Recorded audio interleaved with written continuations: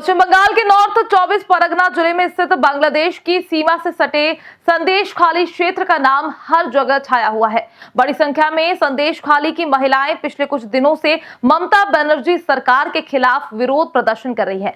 इस बीच प्रदर्शनकारी महिलाओं और पुलिस के बीच झड़प की खबर भी आई। महिलाओं का आरोप है कि ममता की पार्टी टीएमसी के नेता शेख शाहजहां ने उनका यौन उत्पीड़न किया है और फिर जबरन जमीनों पर कब्जा कर लिया। बहरहाल पश्चिम बंगाल का संदेशखाली मुद्दा राष्ट्रीय सुर्खियों में बना हुआ है। अब ये मामला सुप्रीम कोर्ट तक पहुंच गया है। बंगाल के संदेशखाली का मुद्दा अब राजनीतिक रूप ले चुका है। बीजेपी और टीएमसी एक दूसरे पर आरोप लगा रहे हैं। बीजेपी ने टीएमसी सरकार पर महिलाओं की सुरक्षा में फेल होने का आरोप लगाया और टीएमसी ने बीजेपी पर राजनीतिक फायदे के लिए विवाद को भड़काने का आरोप लगाया।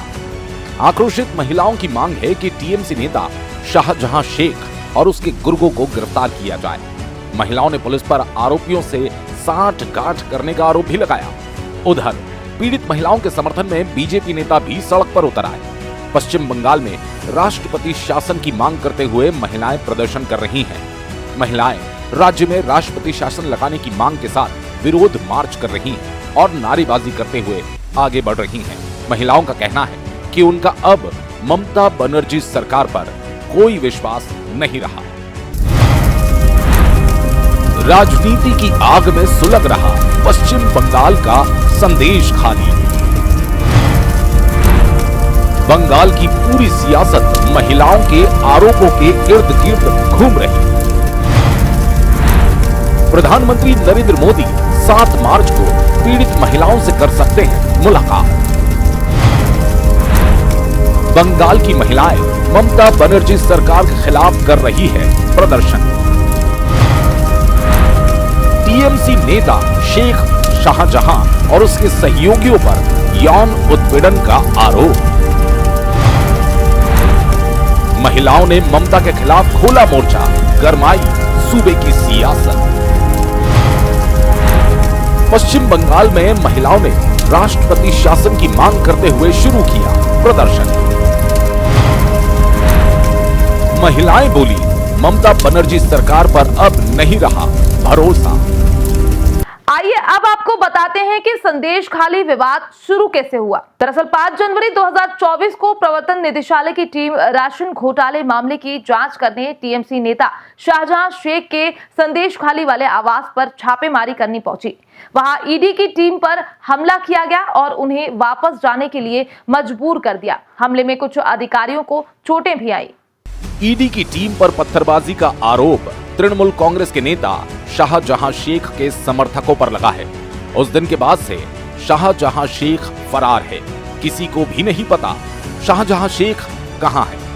इस घटना के 1 महीने बाद फिर 8 फरवरी से संदेशखाली की स्थानीय महिलाओं ने शाहजहां शेख और उनके समर्थकों के खिलाफ सड़क पर उतरकर प्रदर्शन शुरू कर दिया। तब से लगातार हर दिन प्रदर्शन हो रहे हैं।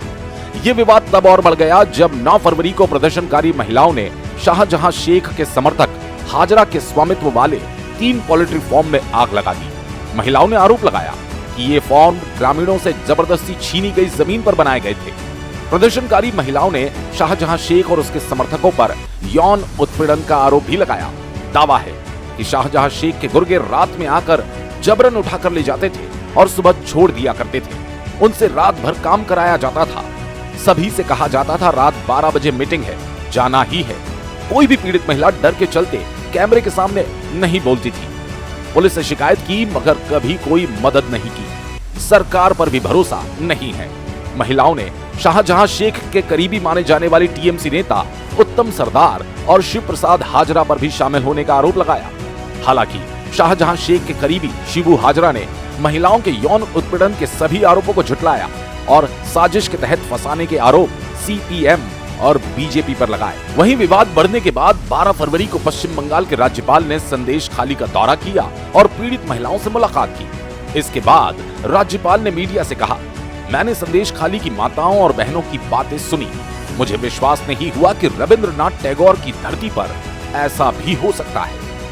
गौरतलब है कि सुप्रीम कोर्ट ने सोमवार को कहा था कि कलकत्ता उच्च न्यायालय ने पश्चिम बंगाल के संदेशखाली गांव में रहने वाली महिलाओं के कथित यौन उत्पीड़न से संबंधित मामले का संज्ञान लिया है और केंद्रीय जांच ब्यूरो मामले में विशेष जांच दल एसआईटी से जांच की मांग वाली याचिका पर विचार करने से इनकार कर दिया। सुप्रीम कोर्ट की पीठ ने टिप्पणी की कि केंद्रीय जांच ब्यूरो या एसआईटी से जांच की मांग वाली याचिका पर उच्च न्यायालय विचार कर सकता है। पीठ ने यह भी कहा कि उच्च न्यायालय पहले ही इस मुद्दे पर संज्ञान ले चुका है। 2 दिवसीय दौरे पर पश्चिम बंगाल पहुंची राष्ट्रीय महिला आयोग की अध्यक्ष रेखा शर्मा ने पीड़ित महिलाओं से मुलाकात की। मुलाकात के दौरान पीड़िताओं ने रोते हुए अपना दर्द रेखा शर्मा को बताया। रेखा शर्मा ने बताया कि वहां पर महिलाओं की हालत बहुत खराब है और वो बात भी नहीं कर पा रही। उन्होंने कहा कि महिलाओं को गुंडों के साथ साथ पुलिस का भी डर है, क्योंकि पुलिस उनकी बात नहीं सुन रही। रेखा शर्मा ने कहा, महिलाएं किसी से बात कर रही हैं तो पुलिस उनके परिजनों को अरेस्ट कर रही है। रेखा शर्मा ने भी इस बात को स्वीकारा है कि उन महिलाओं के साथ दुष्कर्म हुआ है और उनकी जमीन ले ली गई। महिलाओं को उनके पति छोड़कर चले गए, क्योंकि उन्हें सबसे ज्यादा डर है कि उन्हें पकड़कर पीटा जाएगा। महिलाएं अकेली बच्चों को देख रही है और उनके सामने कमाने का कोई साधन नहीं। रेखा शर्मा ने कहा कि महिलाओं को हिम्मत देकर पुलिस के पास लेकर गए और शिकायत भी दर्ज करवाई। महिलाओं से मुलाकात के बाद रेखा शर्मा ने पश्चिम बंगाल की मुख्यमंत्री ममता बनर्जी की जमकर आलोचना की। रेखा शर्मा ने संदेश खाली में एक रोती हुई महिला को सांत्वना देते हुए अपना एक वीडियो साझा करते हुए एक्स पर लिखा कि एक महिला सीएम पर इन गरीब असहाय महिलाओं के दर्द का असर कैसे नहीं हो सकता।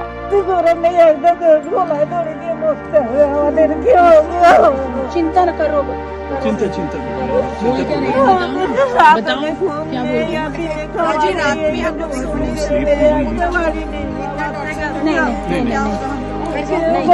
नहीं देखो। रेखा शर्मा ने कहा कि पश्चिम बंगाल की मुख्यमंत्री ममता बनर्जी को अपने पद से इस्तीफा दे देना चाहिए। उन्होंने पश्चिम बंगाल में राष्ट्रपति शासन लगाने की भी मांग की। रेखा शर्मा ने राज्य की टीएमसी सरकार पर संदेश खाली में महिलाओं की आवाज दबाने की कोशिश करने का भी आरोप लगाया।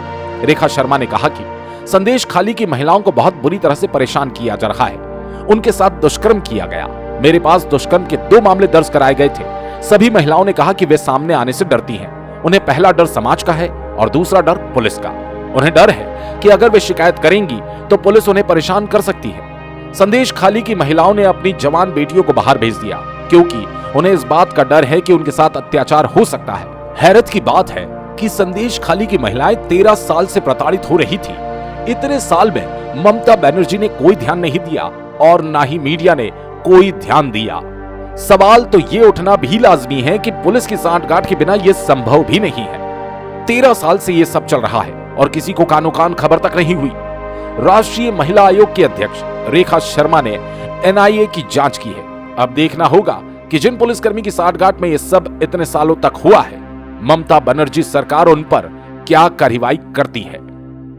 बहरहाल लोकसभा चुनाव के बीच जिस हिसाब से बंगाल में महिलाएं ममता बनर्जी सरकार के खिलाफ प्रदर्शन कर रही हैं, उससे ऐसा लगता है कि इस चुनाव में बंगाल की राजनीति में कोई बड़ी उठापटक हो सकती है। लगातार ऐसी ही खबरों के लिए देखते रहिए राजीव टाइम्स, विश्वास पुराना, खबर सच्ची।